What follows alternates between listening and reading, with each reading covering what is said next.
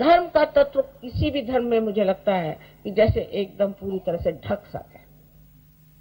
इतनी बाह्य की चीजें हैं, इतनी गलत चीजें इसके अंदर आ गई कि लोग अब कहने लग गए, या फिर बच्चे कहते हैं ये क्या धर्म मर्म है, सब झूठ।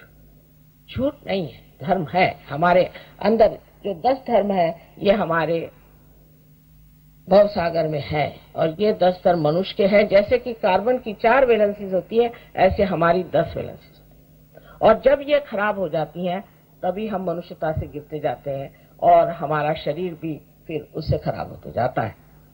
अब जैसे कि नानक साहब ने कहा है, उनसे पहले मोहम्मद साहब ने कहा कि आप शराब मत पियो। उस जमाने में आप जानते हैं कि सिगरेट विगरेट नहीं थी, तो उन्होंने कहा भाई शराब मत पियो, कोई मादक चीज मत पियो।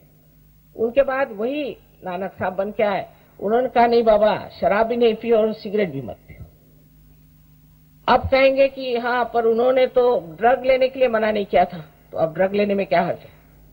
माने ये कि हम ढूंढते रहते हैं किस तरह से अपना सर्वनाश करें।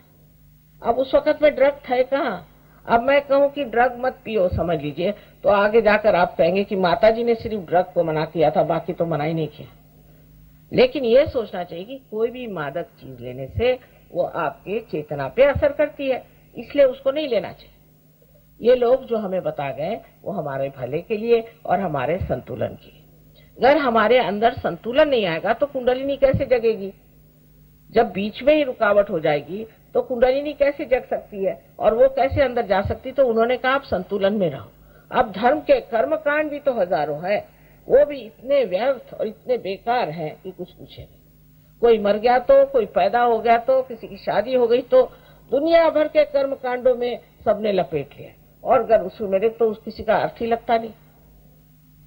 कोई अर्थपूर्ण चीज हो तो उसे करना चाहिए, निरर्थक कुछ न कुछ क्योंकि हम लोग करते आए उसी ढंग से आज चलना चाहिए या करना चाहिए, ये गलत बात है। फिर उसके ऊपर लोग निकलते हैं बड़े सुधारक, वो भी अंधे, वो क्या सुधारना करेंगे, वो अपनी चीज निकाल लेते हैं। जैसे कि हिंदू धर्म में ये गलतियां हैं तो आर्य धर्म, आर्य समाज निकला। आर्य समाज के लोगों से तो बाप रे, उनसे आप बात करते करते पागल हो जाएंगे, ऐसा लगेगा कि इनसे बात करना छोड़ के समुद्र में कूद पड़े।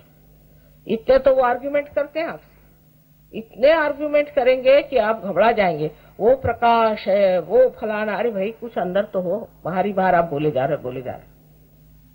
इस तरह की चीजें हम रोजमर्रा अपने जीवन में देखते हैं।